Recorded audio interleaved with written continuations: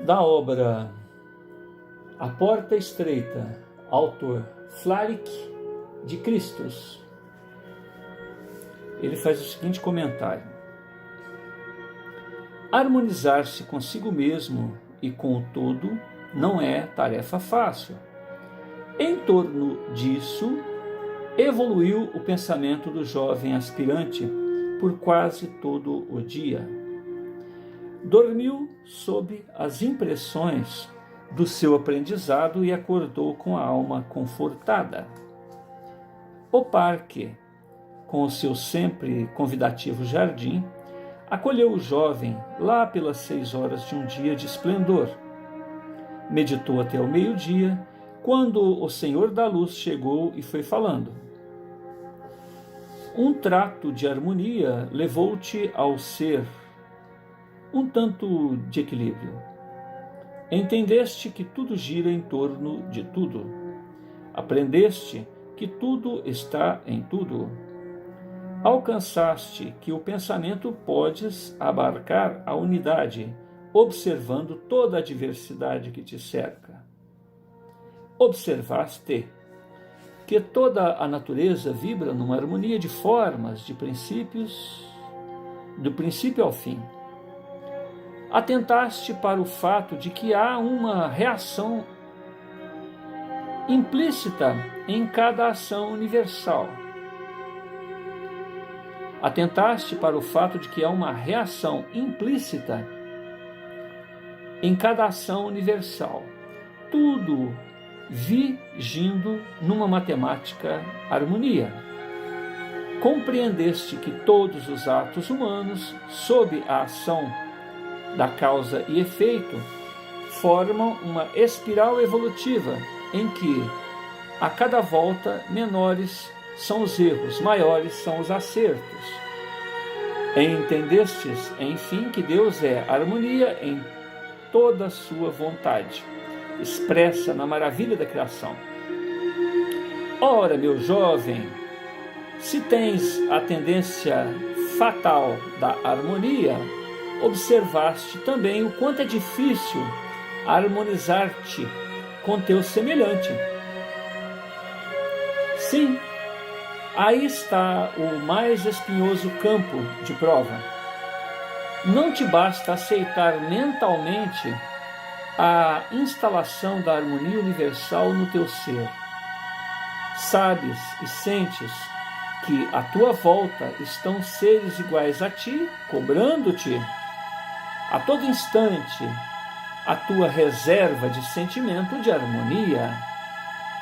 Podes considerá-los quase todos como retardatários da harmonia que já alcançaste.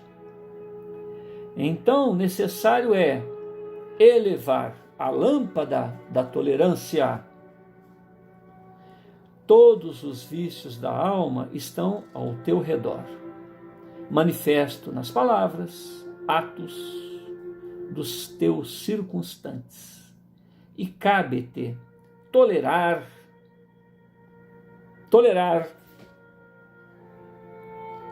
sempre. Aí está a tua 7ª lição. Entendendo-te muito bem, grandioso mestre.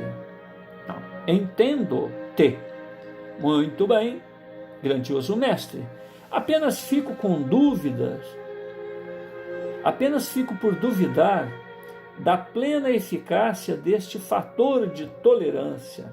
Ora, tal tolerância plena não traduz uma aquiescência covarde diante dos vícios. Não implica numa convivência vergonhosa? Não, jovem. No teu estágio de vida, no teu atual mundo interior e exterior, tens as tuas limitações. Nem tudo podes fazer em torno da conscientização da harmonia. Cada ser tem seu universo próprio e basta, às vezes, um universo se choca com outro universo. Se não podes falar e gritar, harmonia a todo instante no cérebro das pessoas, tens a força do teu pensamento vibrando fortemente pela harmonia. E isto é o poder transformador do espírito. Mesmo estando aparentemente inerte perante os homens, elevarás a concórdia diante de teus circunstantes em qualquer situação. O cultivo irrestrito da tolerância é a energia do exemplo que fará modificar o ambiente e os desambientados ao teu redor. Os raios fortes do sol meridiano queimavam o chão.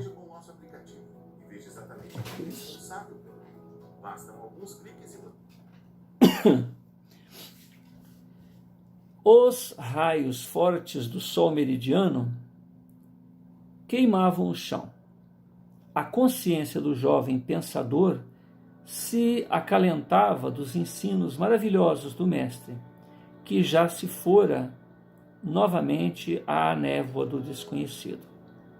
O aprendiz meditou bastante sobre a virtude da 7ª hora e prometeu a si mesmo eliminar todo subterfúgio que pudesse levar a discórdia aos homens.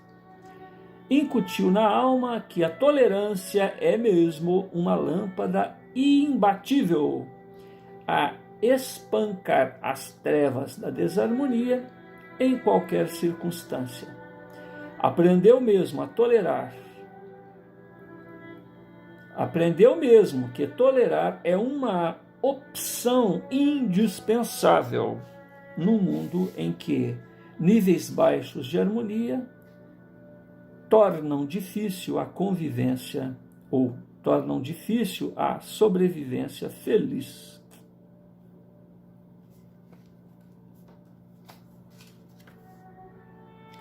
A porta estreita.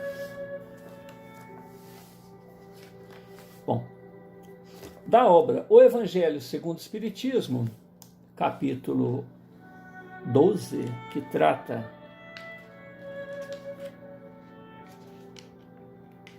do tema Amai os vossos inimigos, o item 5 diz o seguinte: os inimigos desencarnados têm o espírito ainda outros motivos de indulgência para com seus inimigos.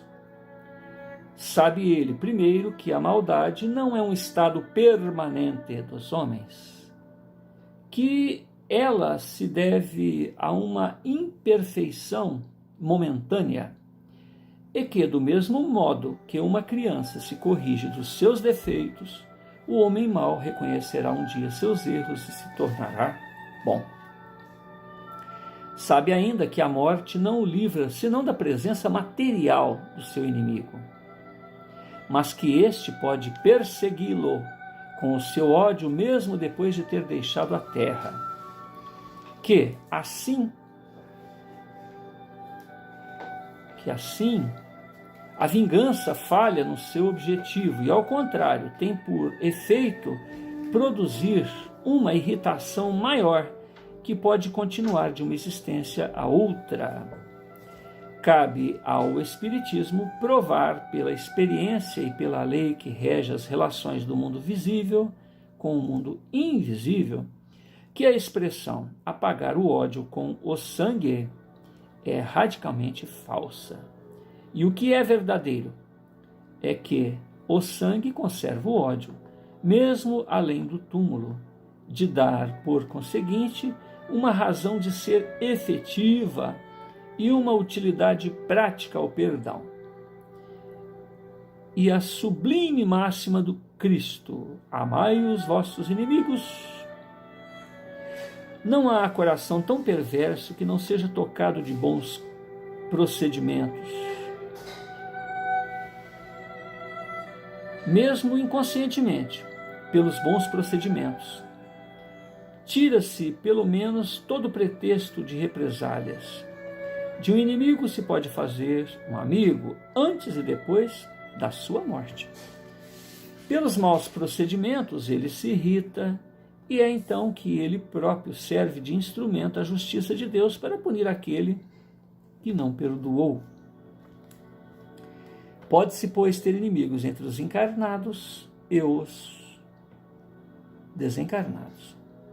Os inimigos do mundo invisível manifestam suas malevolências pelas obsessões, subjugações, das quais tantas pessoas são alvo, e que são uma variedade das provas da vida. Essas provas, como outras, ajudam no adiantamento e devem ser aceitas com resignação. E como consequência da natureza inferior do globo terrestre.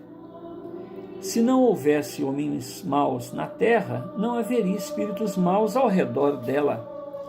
Se, pois, deve-se ter indulgência e benevolência para com todos os inimigos, ou com os inimigos encarnados, devemos tê-los igualmente para com aqueles que são desencarnados. Outrora, sacrificavam-se vítimas sangrentas para apaziguar os deuses infernais, que não eram outros senão os espíritos maus. Esses deuses infernais sucederam os demônios, que são a mesma coisa. O Espiritismo veio provar que esses demônios não são outros senão as almas dos homens perversos, que não se despojaram ainda dos instintos materiais, que não pode apaziguá-los senão pelo sacrifício do seu ódio.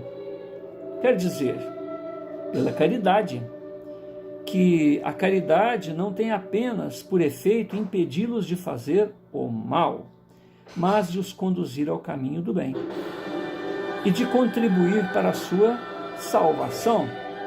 É assim que a máxima "amai os vossos inimigos" não está circunscrita ao círculo estreito da terra e da vida presente, mas se integra na grande lei da solidariedade e da fraternidade universais.